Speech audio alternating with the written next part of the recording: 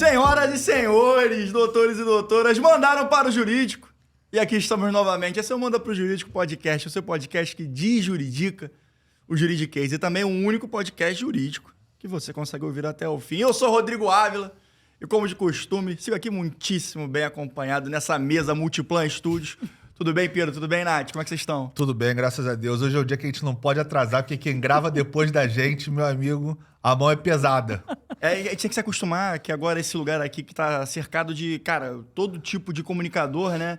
Simplesmente Minotouro vai fazer o programa posterior ao nosso. Então, Ninguém quer atrasar. Ninguém quer atrasar. A verdade é essa. Nath, como é que você tá? Gente, esses meninos, eles não sabem mais se eles são advogados, se eles são influencers. Antes de começar essa gravação, a gente estava fazendo um vídeo para irritar aí na sua rede social. Uma trend. Então aqui, a gente é meio advogado, meio influencer, meio marqueteiro, meio podcaster. Joga nas 11, como diria a sabedoria urbana. Cara, acho correto? que a gente tá jogando nem sei em quantas posições.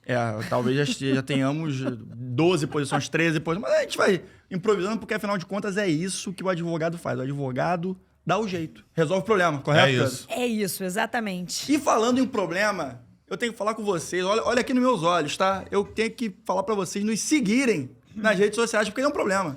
Tem muita gente que nos escuta, tanto no Spotify, quanto no Apple Podcast, quanto no YouTube, e não nos segue nas redes sociais. Isso é um absurdo. Eu considero um absurdo. É papo de acabar a amizade. Eu acho isso uma falta de consideração com esses três advogados que estão 9 horas da noite aqui, trabalhando pra gravar, Véspera pra do meu criar. aniversário, tem que ser dito. E eu tô aqui trabalhando por vocês. E você não vai me dar um presente de me seguir na rede social?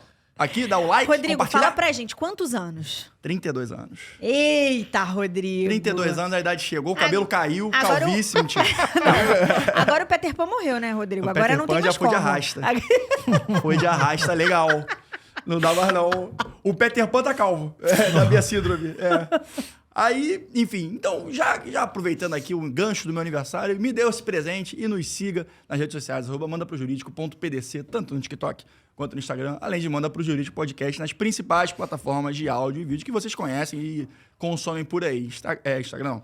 Spotify, YouTube, Apple Podcast, etc. Curta, comenta, compartilhe, porque cada interação é muito mais que bem-vinda para que a gente continue cada vez mais crescendo e desenvolvendo a nossa bolha virtuosa do direito. Beleza? Mas agora, sem mais delongas, até dando uma certa continuidade ao nosso episódio da semana passada, no qual a gente abordou alguns temas que trazem novidade legislativa, né? Mas não necessariamente uma novidade social.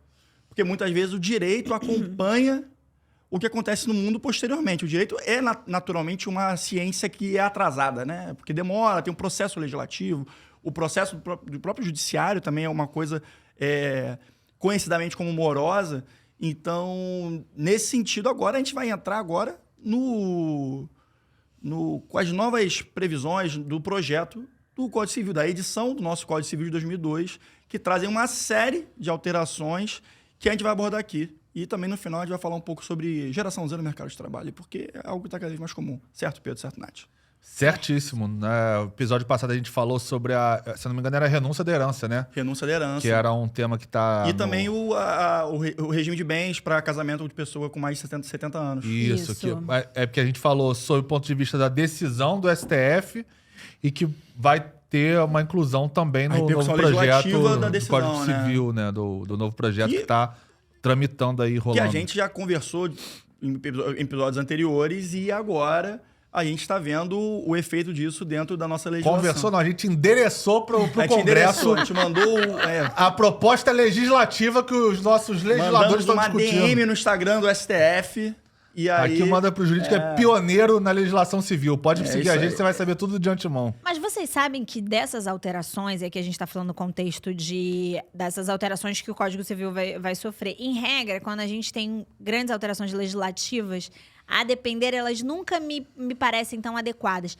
Essas alterações agora do Código Civil, todas elas me parecem fazer sentido, ou pelo menos a grande maioria. A maioria delas é embasada em decisões que já existem, obviamente decisões ou com repercussão geral, se for no STF, ou decisões, jurisprudências já consolidadas do STF e do STJ. Perfeito. tudo me parece bem interessante, assim. Não sei como é que vai ser a redação, porque a gente sabe que aqui no Brasil, quando você está falando de um direito positivado, a redação ela influencia diretamente na forma como as pessoas vão utilizar a norma. Mas tudo tá me parecendo legal. O que você acha, Pedro? Eu acho que as últimas, eu acho que a gente já vem com alterações no Código Civil. Tá dando um eco, eu acho, né? Não, eu acho que estão falando lá fora. Não, é um eco. É um eco. Segue. Tá. Eu acho que as últimas, desde a medida provisória da liberdade econômica, que foi convertida em lei, eu acho que a gente vem numa toada de alterações no Código Civil muito positivas. No que a Natália está falando sobre seguir julgados das cortes superiores, gente, a gente tá meio maluco aqui que tá dando um eco no que a gente tá falando. Mas teve a separação obrigatória que vai ser provavelmente incluída no Código Civil. Perfeito. Teve também, está sendo discutido no projeto de alteração do Código Civil a inclusão do casamento entre pessoas do mesmo sexo, que também veio de julgado do STF. Sim, pois é, né? tem um pouco atrasado, né? Essa edição no Código Civil. Porque eu acho que eles devem ter esperado compilar um monte de alteração para poder fazer uma reformona. Até porque assim, essa né? briga aí no Congresso deve uma decisão isso é verdade. Mas Não, é uma decisão legal do STF de 2011, né? De 2011, cara? tem mais de 10 anos. E é legal porque uma das pessoas que sustentou essa decisão no STF foi o Barroso, que na época era PGE do Rio. Sim, É verdade. Sim. E hoje ele é ministro. Então, Barroso assim, sempre foi muito proeminente, né? Em fala, sempre podemos chamar de um influencer jurídico da época, assim, porque ele sempre influenciou bastante. Ele tem livro escrito. Tinha não, né? Tem livro escrito. O livro deles, Controle de Constitucionalidade, é maravilhoso. A gente já trouxe aqui o Bruno Dubé, inclusive. A gente eu, pelo menos, tenho admiração imensa com a PGE do Rio de Janeiro. Sim. São pessoas, todos que eu conheço são brilhantes. Estudiosos. Preparados. Então, assim, demais. muito bem preparados e inteirados. Não é aquele cara que se preparou pro concurso e parou no tempo. Exato. Não, eles estão sempre atualizando, estudando. Que eu acho que é uma coisa que é positiva da PGE, e a PGE também poderia ser assim, mas que é você poder advogar, né? Então o cara naturalmente, geralmente ele tem escritório. Então isso estimula ele estar sempre ali em atividade. Mas, então, voltando ao que a gente estava falando, são alterações que sim, vieram muito com decisões já consolidadas no STF, no STJ, e que agora vão ser efetivamente, vamos dizer assim, convertidas em lei e com previsão expressa no Código Civil nessa reforma que eles estão discutindo. Mas, por exemplo, algumas coisas as pessoas é ótimo, os nossos legisladores ainda não conseguiram trazer. E os doutrinadores que estão encabeçando, como, por exemplo, Flávio Tartucci. A gente tem essa decisão do STF que fala sobre união homoafetiva, mas o poliamor, que é uma discussão mais recente, eles já não conseguiram absorver. Já é algo que já não vai estar pautado. E aí, se você parar para refletir, quando tiver algum outro tipo de mudança legislativa, esse assunto já vai estar sendo debatido exaustivamente. Agora que você levantou muito bem... A gente não pode ignorar essa nova forma de... Não nova, né? Mas essa forma que está se dando de manifestação relações. afetiva. Claro. Não, mas inclusive, não está nem na pauta, mas eu vi numa notícia hoje que pela primeira vez um trisal, posso dizer assim, né? Conseguiu colocar duas mães e um pai na certidão de nascimento do filho. É isso que eu tô falando. Então, quer dizer, essas discussões, elas já existem. Um novo movimento, né? Não, elas já existem, elas já estão sendo... Já tá batendo na porta do judiciário, mas eles ainda não conseguiram trazer agora. Porque, assim, o nível de sensibilidade dentro de um congresso conservador, e de um país conservador, que somos maioria conservadora, ainda não conseguem absorver esse tipo de demanda social. Coisa que, por exemplo, a união homoafetiva que vai ser convertida em lei agora, né, vai ter edição, sofreu no período ali de 2011, quando teve a decisão do STF. Não, com certeza. Quer dizer, é a constante evolução do direito, né? Sempre vai haver uma nova ótica, uma nova abordagem na qual a gente tem que ficar sempre atento para poder não ficar também, né, parado, né, num ostracismo social. E como já diria o Lulu Santos, consideramos justa toda forma de amor, né? Perfeito, maravilhoso, exatamente. Hitmaker. Esse cara é hitmaker. Esse cara é muito hitmaker. Ô, Pedro, mas peraí, eu quero saber uma opinião sua sobre Lulu Santos. Melhor hitmaker do Brasil. Fala. Queremos você aqui, Lulu Santos. Sobre uma alteração legislativa que provavelmente vai estar no Código Civil. É porque você falou sobre a Lei da Liberdade Econômica, que foi uma lei muito legal, teve muito aproveitamento e a gente está falando de maior poder e liberdade para negociar entre partes, né, em contratos paritários. E agora vai ter, sugere-se que vai ter no novo Código Civil, vai vir agora, junto com a reforma, a possibilidade de, nos contratos paritários, você poder fazer uma limitação da indenização dentro do contrato. Então, eu contratei com você e eu consigo limitar o valor. O que você acha disso? Eu acho legal. Isso é uma coisa... Por exemplo, nos Estados Unidos existe muito isso. Você já prevê mais ou menos ali uma multa. Eu faço isso. O Rodrigo já trabalhou comigo uma época e a gente já fazia muito multa por evento, né? A multa por evento é mais ou menos isso. Se você tiver alguma infração contratual, já tem uma multa pré-estabelecida e pré-fixada para aquela infração contratual que eventualmente uma parte vai prever. Então, eu acho que essa limitação é legal. Na teoria ela vem... eu sei, mas na teoria ela vem para desjudicializar um pouco. Isso. Porque toda discussão sob o ponto de vista... De quantum, né? Eu acho que é só meu microfone que tá dando eco, porque eu tô ouvindo aqui outra vez, mas tudo bem.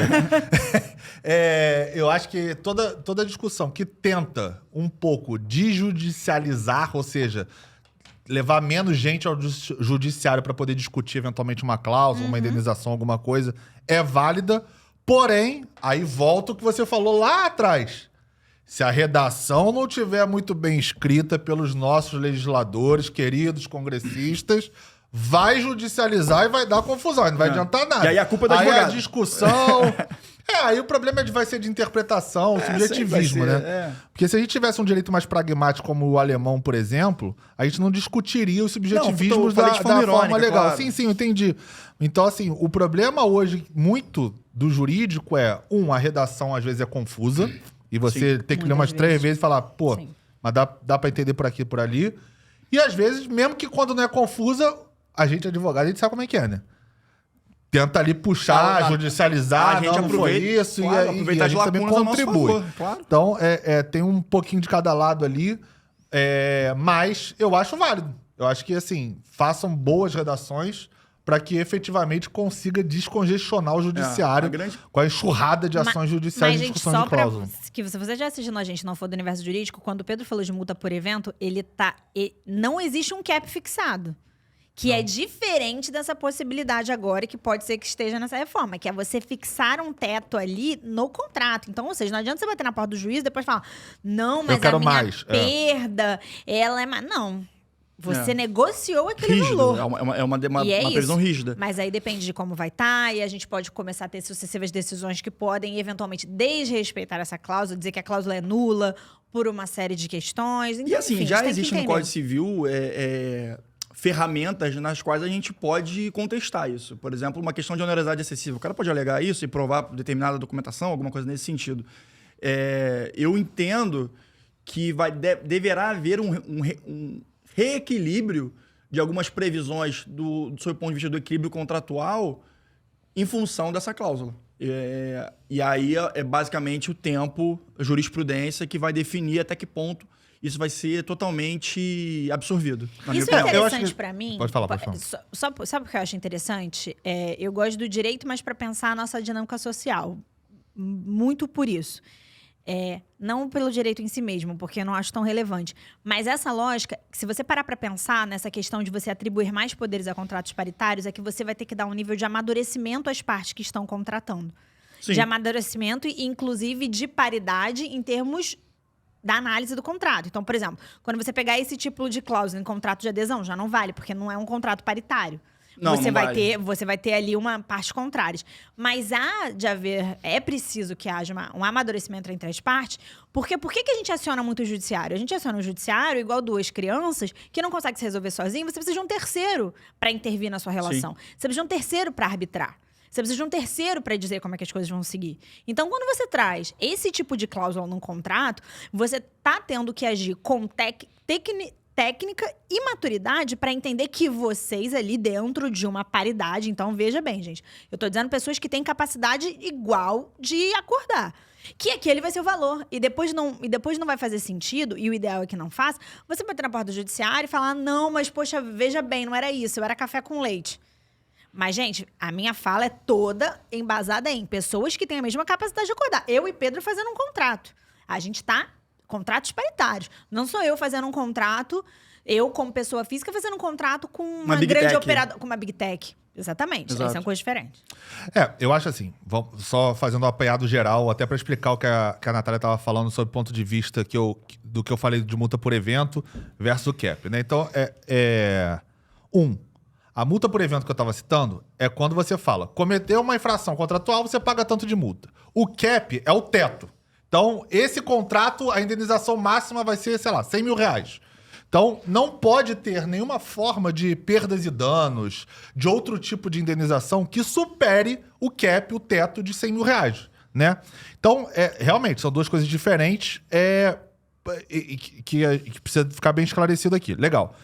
Quando a Natália também fala sobre o ponto de vista de duas pessoas serem paritárias no contrato, aí eu faço aqui um parêntese. Eu concordo plenamente, não é uma discordância. Porém, geralmente as pessoas não contratam advogado que são, por exemplo, especialistas no contrato que ela está contratando. Sim. E aí, isso invariavelmente gera discussões sobre ponto de vista de cláusulas contratuais. Porque eu não interpreto dessa forma, né? Assim que eu falo. Então, assim, como pode solucionar um caso desse, por exemplo, nos contratos de adesão, que a relação não é paritária, por exemplo? Parágrafo único. O cap não se aplica a contrato de adesão. Pronto. Sim. Claro. Acabou. Matou o artigo. O artigo é tal, parágrafo único, os contratos de adesão não são aplicáveis para cap da nova proposta de Código Civil. Sei lá. Entendi. Entendeu? Você bota um parágrafo único, acabou. Você mata essa questão da indenização máxima. Até porque, realmente, é muito difícil você prever. Os Estados Unidos, por exemplo, que é um país que já adota essa prática há muito tempo, eu me lembro quando eu morei lá em 2004. Já tem aí 20 anos. Exatamente 20 anos. 21 anos, na verdade, porque foi 2003. Mas, enfim, quando você vai andando na estrada, você está dirigindo nas estradas, ele tem uma placa dizendo o seguinte: se você atropelar um trabalhador aqui, a sua indenização máxima por esse trabalhador é $10 mil. Então, no Brasil, isso, por exemplo, é discutível. Porque depende de quanto o cara ganha, qual a idade do cara, se ele não tinha filho, como é que a jurisprudência do tribunal daquele seu estado entende. Então, quando você começa a fechar certos mecanismos, botar teto em contrato, uma previsão já pré-estabelecida de um trabalhador que trabalha em obra, por exemplo, como nos Estados Unidos, eu acho que você desafoga o judiciário. Eu acho que toda tentativa de desafogar o judiciário e já deixar costuradinho ali o que for viável, porque tem coisas que não são viáveis, mas o que for viável, eu acho válido. Porque não é sustentável o judiciário discutir peanuts, coisas assim, ridículas, multa de contrato da prestadora de serviço porque o cara vendeu o chip que tava quebrado, o chip custa R$10, sei lá, entendeu? Aí o cara vai no Jack. Não dá, não tem... É muita ação judicial. E isso, às vezes, chega no STF. Então, assim, às vezes tem umas discussões ridículas acontecendo no STF do cara que, sei lá, roubou uma Coca-Cola no supermercado que custa R$3. Roubou uma Pepsi no supermercado que custa R$4. Entendeu? E assim, aí você entra nessas discussões que não fazem o menor sentido o STF parar um ministro para poder discutir se a Pepsi deveria... Isso é um crime ou não é o cara roubar aquela Pepsi no supermercado. Então, assim, eu acho que tem que ter esses filtros. E eu acho que o Congresso caminha nesse sentido também de fazer esses filtros do Senado pro STF, porque a gente precisa, de alguma forma, desafogar o judiciário para que você não discuta coisas ridículas que podem estar previamente estabelecidas. E é interessante porque isso que a gente está falando, né, sobre essas futuras e eventuais alterações do Código Civil, eles têm muito esse espírito, um espírito de tratar as coisas de forma extrajudicial, tá trazendo um protagonismo em alguns aspectos para os cartórios, para você conseguir resolver as coisas eventualmente dentro dos cartórios, porque essa nossa questão de excessiva litigância, o número excessivo de processos e pleitos em judiciário, ela afeta, se você for parar para pensar, numa lógica brasileira em que você tem um poder público com um custo alto. Se você vai para pensar no orçamento, no orçamento da União, a maior fatia de gasto com orçamento é gasto com pessoal.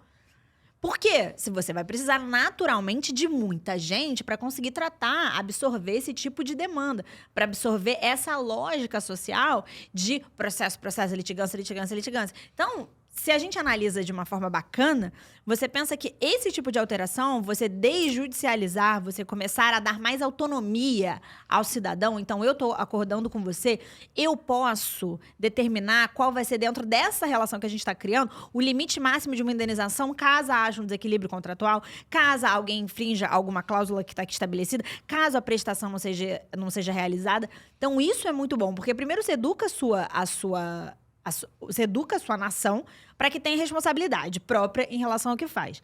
E o segundo ponto é que você também começa a refletir que você desinfla um pouco um Estado, o Estado fica desinflado porque você vai precisar aparatar menos, você vai precisar ter um número menor de servidor para conseguir tratar dessa demanda. Eu acho 10 de 10.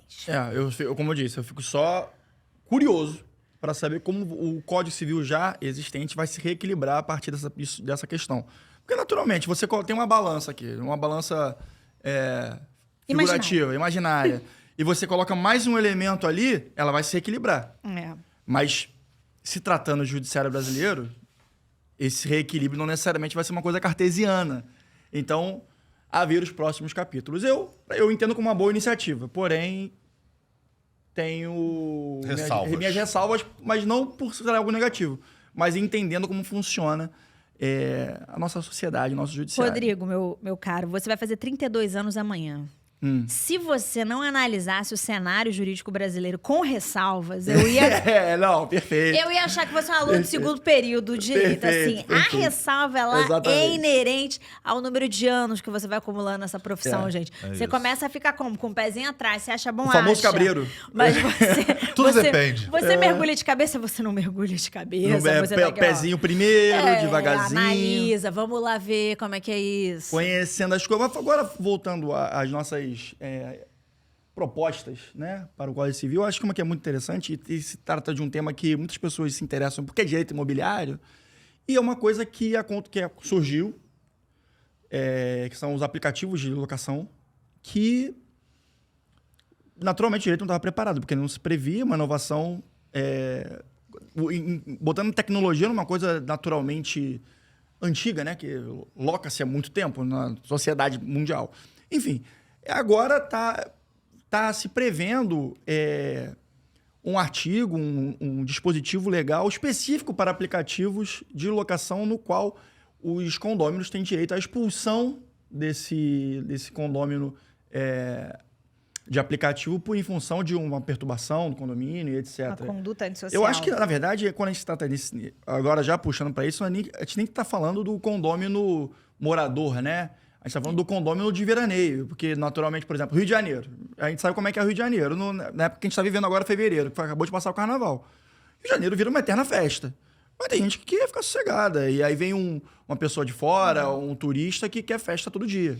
Eu acho que não é nem tem a ver especificamente com uma data comemorativa, ou tipo Rio, que atrai turista no carnaval. Um exemplo. E aí, por isso, traz ou não transtorno para quem mora no condomínio. E aí, essa questão que cita no eventual texto de locação por aplicativo, eu acho que tem a ver com essa tendência nova e sólida no mundo inteiro. Pacífica já. Que tem a ver com você utilizar unidades imobiliárias para aluguel curto, tal qual você faz num hotel. Sim. Só que um hotel é um ambiente com uma destinação específica para isso. Então, eu entendo que não dá para frear o Rio. Eu acho isso na maioria absoluta, esmagadora das situações. Você vê Nova York, que é a maior discussão por causa disso, por causa de aluguel por temporada. Não faz sentido você frear o Rio, muito menos uma cidade que vive de turismo, como, por exemplo, o Rio de Janeiro. Mas eu entendo em ter que entrar num consenso quando você tem um prédio que é uma unidade híbrida. Ele é uma unidade tanto para o morador que vai ter uma locação e que, em regra, é de 30 meses, mas pode ser de 12, quanto para aquela pessoa que vai ali, fica 5 dias para um long stay, ou carnaval, uma coisa um pouco menor. Uma coisa assim. Ou vem passar um fim de semana, ficar 3 dias, qualquer feriado. coisa do gênero. Eu entendo. E tem alguns prédios, por exemplo, em São Paulo, que quando você compra uma unidade autônoma, ela ali já determina na planta se ela pode ou não ser alugada, ser utilizada com essa finalidade. Eu acho que vai ser o maior bafafá social e acho que vai ser que nem a discussão do Uber. Sim. Você vai ter que chegar num... Porque analogamente tem alguma semelhança mesmo. Sim, você vai ter que chegar num meio de caminho. A Booking, especificamente, que é uma empresa que antigamente ela alugava, ela só fazia mediação para hotéis, agora ela também faz para imóveis por temporada. O país em que ela mais cresce no mundo inteiro, e a Booking está no mundo inteiro, é o Brasil. Sim. E muito bom, tomara que seja bom pra gente. A gente tem 8 quilômetros de costa, a gente tem que explorar nosso turismo. Perfeito. Pelo amor de Deus. Mas acho que é um ponto válido, 8 quilômetros não, 8 mil quilômetros. 8 mil. Pedrão, considerações? Cara, muitas, na verdade. Eu estava se coçando aí que eu tava porque, vendo. Assim, eu tenho uma opinião pessoal, uma opinião por ser advogado e uma opinião por ser síndico do meu prédio. Então, assim, Eu vou... 3 correntes. São Vou até 3 escrever um livro. personas. São três correntes São 3 aqui. personas. O Pedro... Então, assim... As teorias de Pedro para... Teorias não. As práticas, né? Porque são verdade. tudo no quesito prático mesmo. A discussão teórica eu nem vou entrar no mérito. Primeiro, o problema maior do Airbnb, da vida, ou aplicativos desses que são de curto prazo a locação, é a desorganização e a falta de informação entre o proprietário ou a pessoa que administra com o síndico ou com a administração do prédio, seja ela um condomínio, alguma coisa nesse sentido. Porque, em regra, os proprietários não avisam ao síndico ou à administradora da locação, o cara bota, acha que tem direito de botar porque o apartamento é dele, ele é o proprietário, ele alugou para quem ele quiser, não deve dever de satisfação. E aí é de ordem prática. Por exemplo, lá no condomínio, lá no prédio que eu moro e que eu sou o síndico, se não comunicar, e aí independe se é Airbnb, pode ser locação de 30 meses, não interessa. Se não comunicar ao síndico, a mim ou à administração, que é o nome do fulano é tal, o CPF é tal, o contrato está no nome desta pessoa, os moradores são esses, os carros são esses, não entra. Porque a gente já teve problema antes da minha administração com isso. Mas isso é um negócio bom que você colocou isso em estatuto. Não tem estatuto. Não tem. Isso é determinação minha da minha administração. É uma norma. Entendi. Porque se mudar estatuto, você tem que meter quórum, você tem que convocar Não assembleia eu também fiquei na ordinária, dúvida. você tem o custo de registro, então é determinação minha. Não vai entrar no prédio, você não tem problema nenhum, você pode jogar pra quem você quer, mas você tem que botar, você tem que me avisar o período da locação. Você não precisa me falar o valor, mas você tem que me dar o período da locação Claro. e quem vão ser as pessoas que vão morar lá no prédio. Isso é segurança. O problema disso, principalmente no Rio de Janeiro, é questão de segurança. É verdade. Você não pode liberar o acesso a qualquer pessoa. De 5 em 5 dias é mais grave ainda, porque você pode perder o controle disso. Mas, ô Pedro, pela minha experiência que eu tenho visto no mercado, a maioria esmagadora, se não todos os prédios em que são prédios que têm uma tendência maior a ter Airbnb ou alocação curta, que não é todo prédio tem essa característica, eles têm esse tipo de orientação. Você tem que deixar qual o período, o nome e o CPF da pessoa. Essa é a orientação. O problema é que, em regra, as pessoas não cumprem. Esse é o problema. É porque no seu caso, eu sei especificamente o que você está falando, mas você tem uma empresa, você vê uma pessoa que é organizada, de boa fé, como é o caso do Diego. Mas assim, em regra, as pessoas que não administram simplesmente botam fazendo até propaganda aqui pro Diegão. Não, mas é porque eu acho, Pedro, que não tem nada a ver regra- com a administração. Eu acho que os próprios prédios não permitem justamente por causa desse Não, nível de mas aí que bagunça. tá. Às vezes o síndico nem fica sabendo.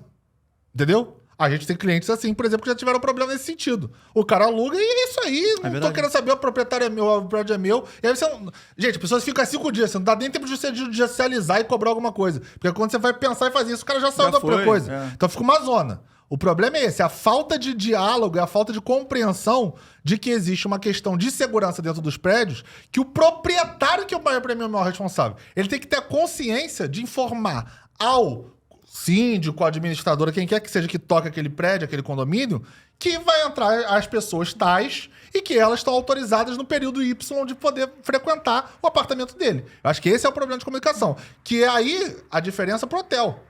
Você não entra no hotel sem dar seu CPF, Sim, seu nome, seu cartão de com crédito. certeza. Por isso que o cara entra e tem mais segurança, entendeu? Essa é a diferença. Então, se não houver um paralelo exatamente nesse sentido no Airbnb, vai sempre ter essa discussão. Porque os condôminos vão ficar incomodados com o que está acontecendo. Sim. Eu tenho uma série de condomínios que são clientes do escritório e todos têm esse problema, ou já tiveram em algum momento. Então, todos tiveram, em algum momento, um problema com esse, de proprietário. Aí é o que você falou. Geralmente, esses que não estão por muito tempo, têm menos compromisso. Muito menos. Com a normas do segurança, prédio. com a norma do prédio, com a limpeza. E aí gera os problemas da pessoa que tá lá morando efetivamente. Fala, pô, o cara vem aqui, esculhamba a piscina, joga lixo no chão, traz pessoas aqui pra fazer algazarra, faz festa até a hora da Desrespeita a lei do silêncio, Mas Então, o- esses são os problemas de ordem prática que no hotel você não tem, porque você tem um controle rígido. E na locação de tempo de maior prazo, geralmente você não tem, ou você tem com menos frequência, justamente pelo mesmo período, porque ali tá tudo instituído e organizado certinho. Considerações ou podemos partir Não, para é porque Diga. o que eu tenho visto do mercado, que hoje em dia, obviamente, tem prédios que eles têm uma característica maior de ter short stay, né? Porque eles são Sim. apartamentos menores, mais apartamentos, coisas do gênero. Eles já se organizam dessa forma e de uma forma rígida. Não é nem assim, não chega nem na eventualidade do síndico não saber, porque tem uma orientação do staff ali, porteiro e pessoas ali que auxiliam, de não permitir a entrada. Até porque é muito claro a pessoa que está entrando num cenário Airbnb. Tem alguns prédios em inclusive, que você só pode entrar acompanhado, seja do proprietário ou da pessoa que faz a administração, do funcionário da empresa, da pessoa que faz a administração.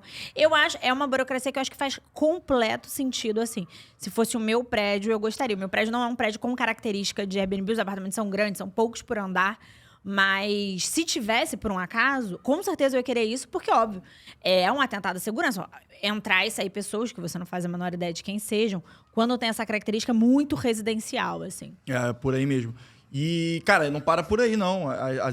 As inovações têm muitas coisas, e uma que eu acho que talvez seja a mais impactante, assim, e até vai haver uma grande prevenção midiática com ela, eu acredito, que é a questão do direito digital, onde a gente vai começar a colocar certos princípios também tutelados no ambiente digital, como direito à personalidade, direito à imagem e direito à liberdade de expressão, por exemplo, e também em casos de afetar a pessoa por um excesso de liberdade de expressão, entre muitas aspas, né?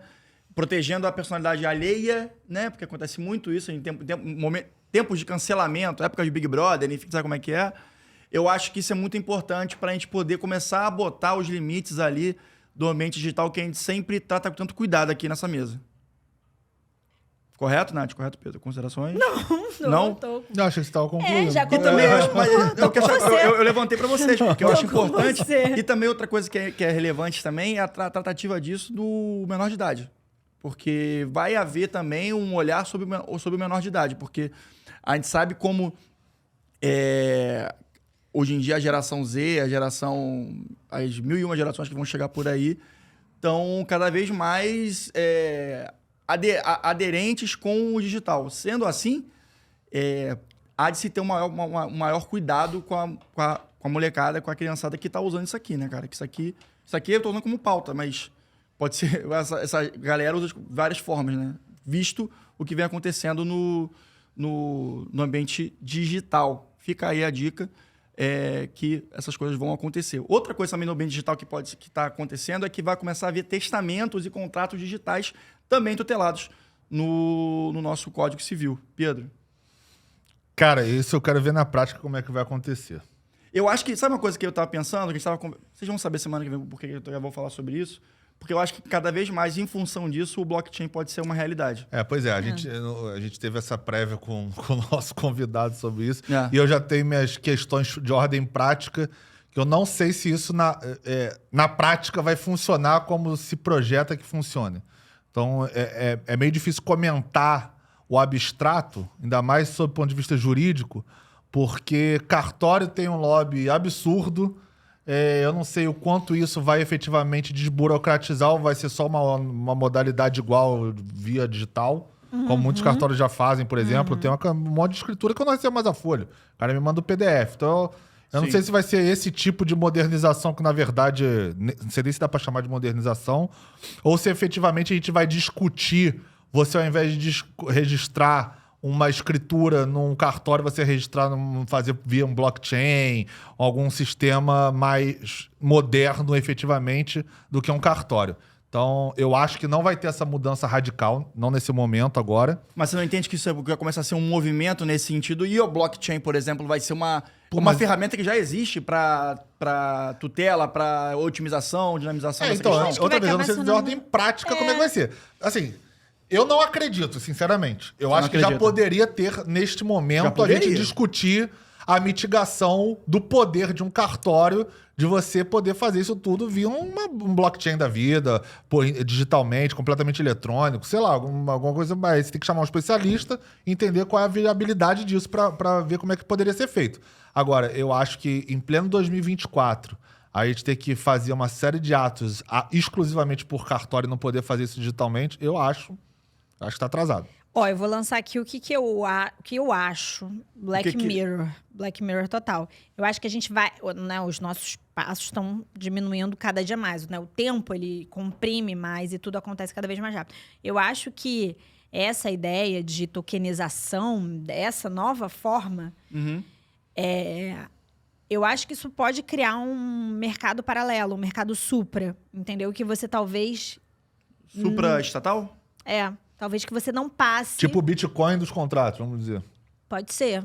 Pode ser. Não acho que seja algo completamente fora, e aí a gente fora da lógica, não. Eu acho que o direito ele vai começar a perder com essa tecnologia muito agressiva, ele vai começar a perder essa capilaridade que ele tem, ele vai começar a perder o controle, de alguma forma. Enfim, eu não sei, eu tô aqui no Black Mirror, porque também... o direito ou a lei que vai perder o controle? Não, mas aí o problema disso que vocês estão falando, eu até concordo com o que a Natália tá falando. Se renove. Não, do ponto de vista que isso pode acontecer no futuro. Só que o problema é você cair no aspecto da validade, né? Então, se você usa uma ferramenta, vamos dizer assim, dessa, pra, sei lá, vou fazer um testamento que eu não vou registrar em cartório, ele deveria ser a forma prescrita em lei, diz que ele tem que ser público, mas eu vou fazer para um sistema de blockchain. Se você for judicializar, aí volta o mesmo aspecto, é a mesma coisa de contrato. Se você nunca judicializar, o contrato pode ser bom ou ruim, ele vai funcionar pra vocês, não tem problema nenhum. Agora, se você judicializar, aí que você vê se o contrato é bom, se o testamento que você fez, sei lá, via blockchain e fora da prescrição legal, da forma legal, vai ter validade na discussão jurídica. O problema é que eu vejo hoje é esse. E aí, só complementando, o que eu acho que a gente já está discutindo alteração no Código Civil hoje, no Congresso. Por que não dar um passo adiante? Mas o que eu tô falando, Pedro, quando eu comecei minha frase falando eu tô aqui meio Black Mirror, descolando um pouco da discussão de forma... nesse nível técnico que a gente estava trazendo antes, nem passa por aí. Esse tipo de negociação nem vai passar pelo interesse de contestar uma validade ali, entendeu? No que a gente chama de validade de norma jurídica. Não sei, gente, estou aqui, eu sou também meu ascendente aquário, eu olho a sociedade e viajo, em regra. Então, eu não sei. Eu acho que a gente pode chegar, sim, num momento em que você faz negócio, então agora eu tô falando assim, de fazer negócio, fazer registros de negócio, que se descolem de um nível de poder estatal que o Estado vai conseguir controlar, ou regular, ou validar, ou não validar. No mundo ideal, falando português bem claro na minha cabeça, o contrato ideal é o que as partes se satisfazem totalmente, não há influência judiciária. Mas isso é um pouco utópico também, porque a gente vive de contratos simples de adesão com a sua empresa de telefonia até contratos complexos de operações de M&A, por exemplo, também são judicializados. Agora, até que ponto também eu me questiono, até que ponto o blockchain vai mitigar esses problemas? Ou vão só mudar os problemas? Mudar X por Y, de repente é melhor manter X também, sei lá. Eu não sei nem se vai mudar, porque assim, essa discussão também é discussão para bar, não é discussão para podcast. Só se a gente trouxesse um vinhozinho aqui que a gente seguia. Mas eu acho que é uma discussão... Eu tô falando de mudar a lógica. Eu não tô dizendo assim, vou mudar os problemas. Eu acho que eu tô mudando uma lógica social. Uma forma de fazer as coisas. Criando um outro mecanismo. Mas mudando a lógica pode ser muda os problemas também. Não, sim, mas aí essa lógica atual não é nem uma questão de mudar problema. É só, mudou o jeito. Mudou a forma. Então, o problema anterior, ele já nem é mais problema. Porque a sociedade já não vai estar se comunicando, fazendo um negócio dessa forma. Enfim, gente... Não sei, enfim, não sei. Tá? Não, a gente é um trabalho de futurologia aqui. Não, eu entendi o ponto da Natália. A gente hoje está discutindo, sei lá, contrato escrito e daqui a pouco a gente vai estar fazendo uma outra forma de contrato que a gente nem vislumbrou como é que vai acontecer. Eu entendi. Sim. Ou de forma de negociar, de um modo mais abrangente. Mas aí o que eu falo sempre que você tira, de certa forma, o poder do Estado, e aí eu falo de forma geral, o Estado, de alguma forma, volta a querer fazer o poder. Então, Bitcoin, por exemplo, é uma coisa supraestatal. Uhum. Não tinha regulação nenhuma, como é que funciona, como é que você declara no seu imposto de renda aquilo, declara, não declara, é um dinheiro que não está do Brasil, você tem que pagar o tributo sobre isso. O que aconteceu? Passou um tempo, veio o CVM, pum, resolução. Bacen, pum, resolução. Sim. E aí começa o Estado outra vez. Opa, peraí, isso aqui não pode fugir do meu poder. Vem pra cá um pouquinho, eu vou regular como é que você vai fazer isso. Então eu acho que quando surgiu o Black Mirror da Natália, se o Estado de alguma forma entender que ele tá perdendo poder e ingerência sobre aquilo, vai chegar ali a galera e falar, opa, peraí que agora eu tenho que regular isso aqui, que não pode ficar essa bagunça assim não, porque eu quero uma fatia dessa... Então eu só vou lançar uma questão aqui, a gente conversa em outro podcast, de repente traz um convidado. E com vinho. E com vinho. Mas quando você tá falando sobre tecnologias bizarras, quando você tá falando de Big Tech, você já tá nesse lugar. Sim. Você já tá num ambiente, você já tá num país, você já tá num território, gente, por país território, não tô falando de coisa geográfica, tô falando de um espaço, de um ambiente em que você não consegue determinar o que acontece ali dentro. Então, isso que você tá falando como se fosse uma coisa distante, ela já ocorre agora.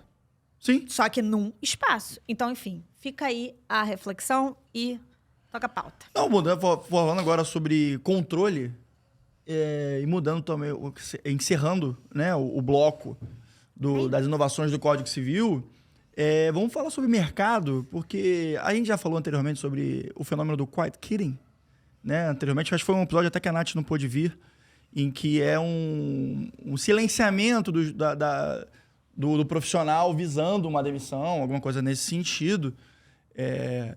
Agora tem um novo, que também vem também com a galera da nova geração, a geração Z, que eu trouxe aqui algumas vezes essa expressão, que é o Quiet Ambition, que é uma perda de vontade de alcançar os maiores cargos dentro do seu nicho, na sua área de atuação. Confesso que a nossa geração, nós somos millennials, não é algo muito comum. Normalmente a gente tem essa ambição de crescimento. Porém, essa galera que está chegando agora, talvez até um pessoal um pouco da nossa geração também, não sente tanto essa vontade e não coloca em xeque certos pilares para eles fundamentais, como saúde mental, saúde física, etc., para ter um crescimento na carreira, um crescimento até financeiro. Eles preferem, talvez, não ser tão ricos, não ter tanto reconhecimento profissional, mas manter alguns pilares que eles consideram mais importantes que esses que eles estão colocando em xeque. A gente já falou desse tema algumas vezes, é um tema que eu gosto, porque eu gosto da dinâmica social.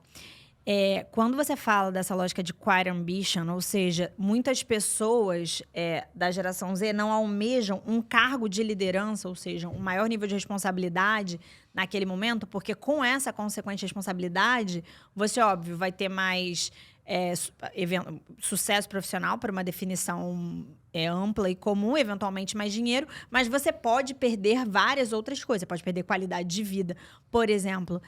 Eu achei interessante que, quando o Rodrigo botou na pauta essa matéria da Forbes, eu tinha lido até uma matéria que eu até ia fazer um post no LinkedIn sobre, acabou que eu nem fiz, fiquei sem tempo, mas eu acho que eu ainda vou fazer, que é sobre também como a geração Z, achei interessante, a geração Z prefere pedir conselhos profissionais ao chat GPT ou alguma outra inteligência artificial, mas a matéria cita o chat GPT, do que aos seus próprios líderes. Então, eu acho que aqui tem 2 pontos interessantes. O primeiro, a gente vive, sim, um choque...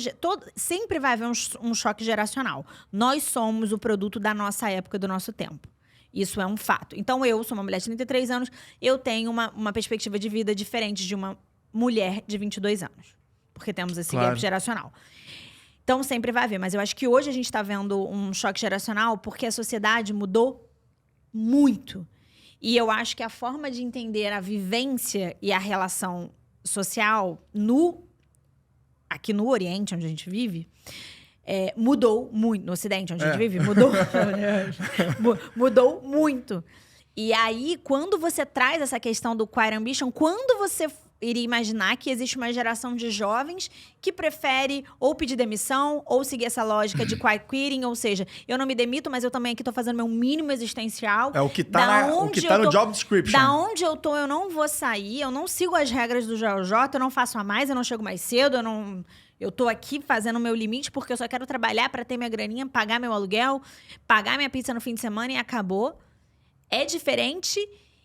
E é uma forma diferente do mercado de trabalho reter talento e conversar com essas pessoas. Isso é mais difícil.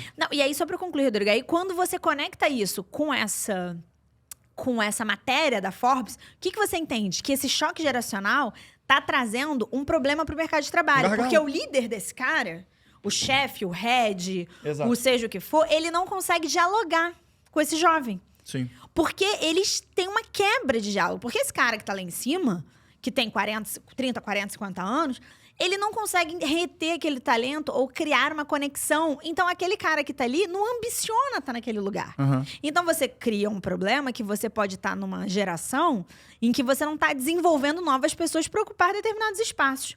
Ou talvez diferente. Você está criando uma forma diferente de economia e de posições dentro do mercado de trabalho. Tanto que tem um modelo muito interessante, que é um modelo que eu particularmente gosto, que é um modelo que dialoga mais com a geração Z, que é horizontalizar as formas de se relacionar dentro de um ambiente, vou botar corporativo. Ao invés de você hierarquizar, você horizontaliza e talvez você tenha mais diálogo. Porque eu acho, e aí como fã entusiasta de comunicação e soft skills nesse sentido, quando você pega essas duas matérias, eu acho que o elo que dá para resolver aí é a forma de se comunicar. Vou dar um exemplo para concluir aqui. Hoje em dia, a Big Law, o escritório muito grande que tem perfil de empresa, tem dificuldade de retenção de talento. Porque a forma como ele quer reter o talento, quer reter aquele talento específico jurídico, talvez não funcione mais para essa geração. Essa geração prefere estar em outro tipo de emprego que é beneficiado de uma forma diferente. Então, você tem um gap geracional, uma dificuldade de dialogar para reter talento. Eu vou te dar um caso concreto da minha bolha de amigos, né? Uma amiga minha, advogada excelente na área imobiliária, trabalha com incorporadoras, etc., de um escritório especializado nisso. Chegou agora aos 30 e numa conversa com a gente falou, cara, eu não tenho perspectiva, eu não consigo projetar o meu futuro na imagem dos meus chefes. Eu falei, eu não quero ser o que eles são, então eu não quero estar ali. Começou a pesquisar áreas no direito para ver se conseguia encontrar essa imagem, né, dessa posição, e não encontrou. Afinal, resumo da ópera. Largou o direito, conseguiu um emprego na área de marketing com digital, enfim, eu não consegui explicar, eu não consegui entender muito bem, a verdade é essa. Mas uma área totalmente diferente, onde ela abdicou, ela teve um corte na sua renda, mas porque ela falou, cara, eu tenho 30 anos, a hora de eu investir, né, nessa perda é agora, porque quando eu for mãe, casada e etc., eu não vou poder fazer isso. Eu acho que o interessante da geração Z é justamente... E ela nem é geração Z, né? Pra tu ver. Mas assim, o interessante da geração Z, porque ela tá com essa mentalidade da geração Z do que a gente tá discutindo, é justamente visualizar que eles não querem ter ou ser o que os pais deles foram. Então, e assim, isso quebra muito a galera mais velha. Porque eles sempre trabalharam com a perspectiva que o mais jovem tem sobre o futuro. Só que quando você... Só vou interromper rapidinho. Só que quando você quebra isso, o cara não sabe como projetar e desenvolver o futuro do próprio negócio, né? Diga lá. Porque a nossa geração, ela foi criada para liderar, você trabalhar bastante, e aí você ser bem-sucedido, virar um chefe, virar o dono de um empreendimento, alguma coisa que era entendido como ser o ápice do seu sucesso. Perfeito. Né? A geração Z, ela vem para quebrar isso. Eles fazem uma conta de encontro aonde vale a pena eu trabalhar igual meus pais trabalharam e aí ter problema de saúde ou serem felizes porque não ganharam o que eles achavam que era justo eles ganharem e me sacrificar por trabalhar para alguém? Vale a pena? Essa conta de encontro fecha para mim? A geração Z, ela parou para refletir sobre isso. A nossa geração, ela não fazia essa reflexão. Ela simplesmente trabalhava porque a gente foi condicionado, treinado e educado para trabalhar para chegar ao seu objetivo final. A geração Z não, ela deu um basta nisso e falou, eu vou fazer essa conta de encontro. Eu quero saber se eu trabalhando muito vai efetivamente suprir essa minha necessidade de virar um chefe e aquilo vai me realizar profissionalmente, ou se vale a pena eu dar um step back e falar, cara, eu não quero trabalhar tanto assim.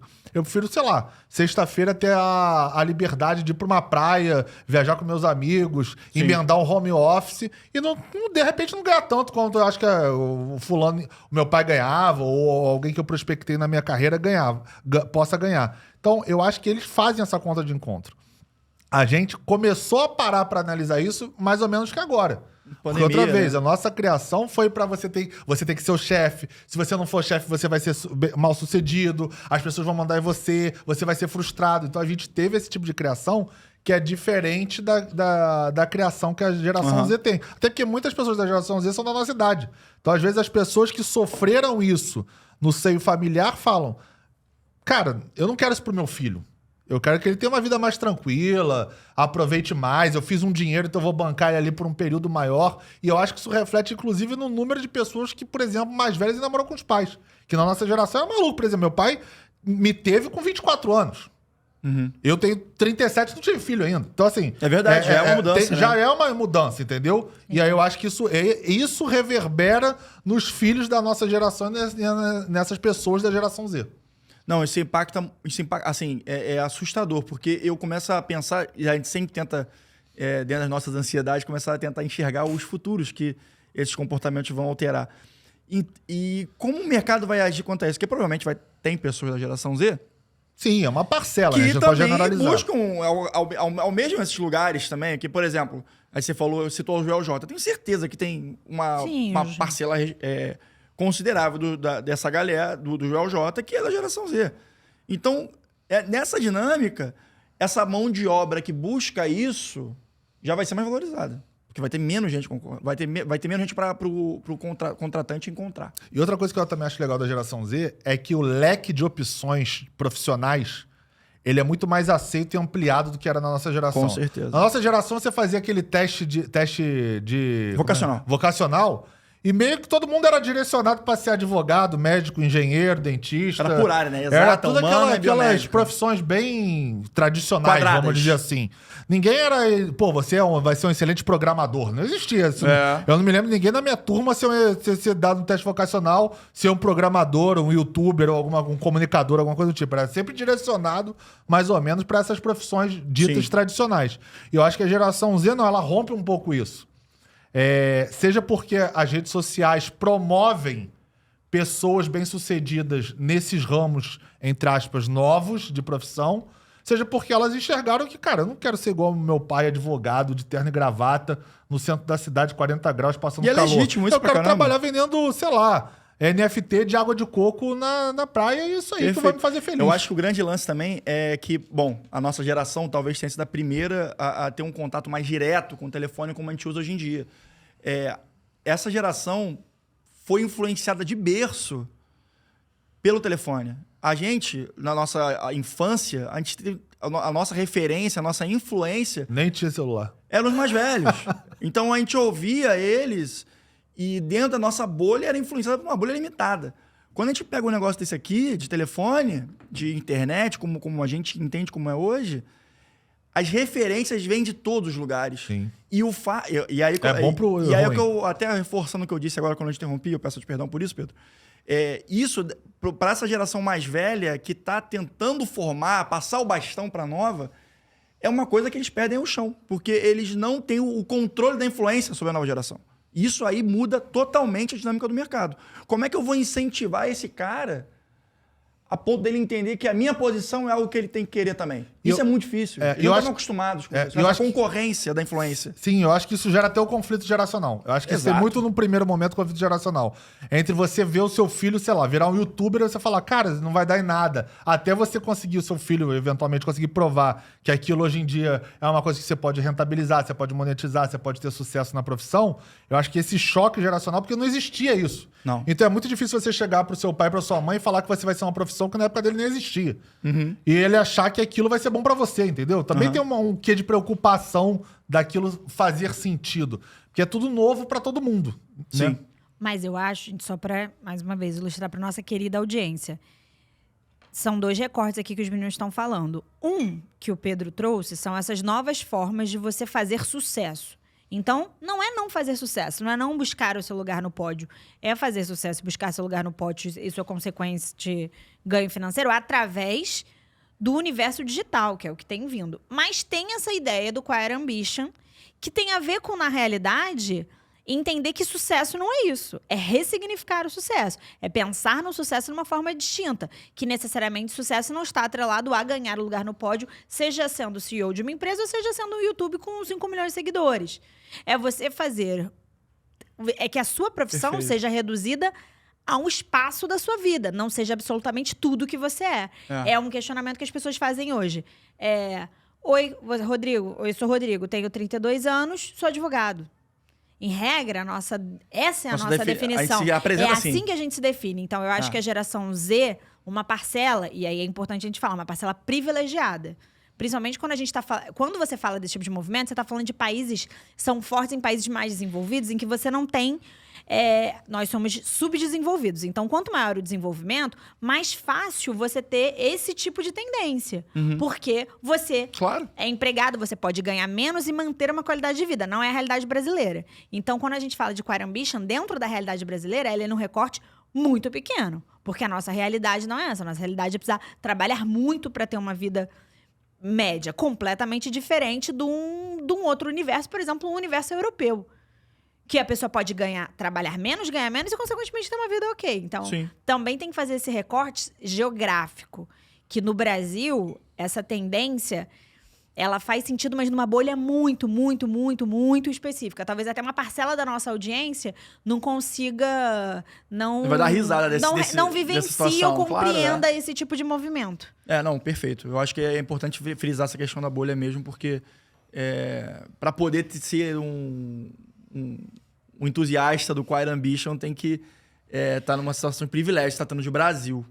Eu acho que não é de privilégio. Eu acho que é você saber que você não quer chegar ao topo. O meio do caminho tá bom pra você. Acho que não precisa ser questão de você achar que aquilo é privilegiado. Eu acho que, por exemplo, sei lá, você pode pegar profissões que não ganham tanto, mas que às vezes o cara, sei lá...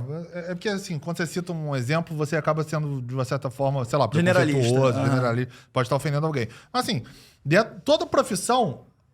eu não preciso ser o diretor, coisa que você eu pode posso escalar, ser o analista. Né? O cara, às vezes, não quer escalar mesmo. Não quero trabalhar muito. A gente, assim... Eu conheço várias pessoas de nível social mais baixo que dizem que não querem trabalhar muito e não querem chegar naquele lugar porque não quer ter atribuição, não quer trabalhar o sábado, não quer trabalhar mais do que a hora pré-estabelecida por ela. Então, eu acho que, assim, eu acho que não é só uma questão de social. Eu entendo que também existe esse porquê de você ter que ser sustentado, você ter uma condição que você pode ser sustentado por alguém, mas eu acho que também existe isso em classes menos favorecidas, que você... O básico você não vai viver tão bem, mas você não tem a ambição de chegar maior, não sei, a ambição de chegar mais na frente ali na sua Eu entendi carreira. seu ponto, mas o meu, Pedro, é que quando você está falando de um país subdesenvolvido como o nosso, você, em regra, precisa trabalhar muito mais para ganhar o mínimo, para ter o mínimo que é morar, comer... E nem tô falando de um plano de saúde ou um lazer, entendeu? Então, tipo, por isso que o Queer Ambition fica... Ele não entra nesse lugar, entendeu? O Queer Ambition é tipo, beleza, eu sou analista de uma grande empresa, mas só aí tu já fez um recorte, assim, eu tava... surreal, mas entendeu? aí você pode ser, sei lá, você pode ser uma pessoa que faz uma diária e você não querer ter um emprego fixo de 44 horas semanais, porque você vai demandar um tempo que você não quer.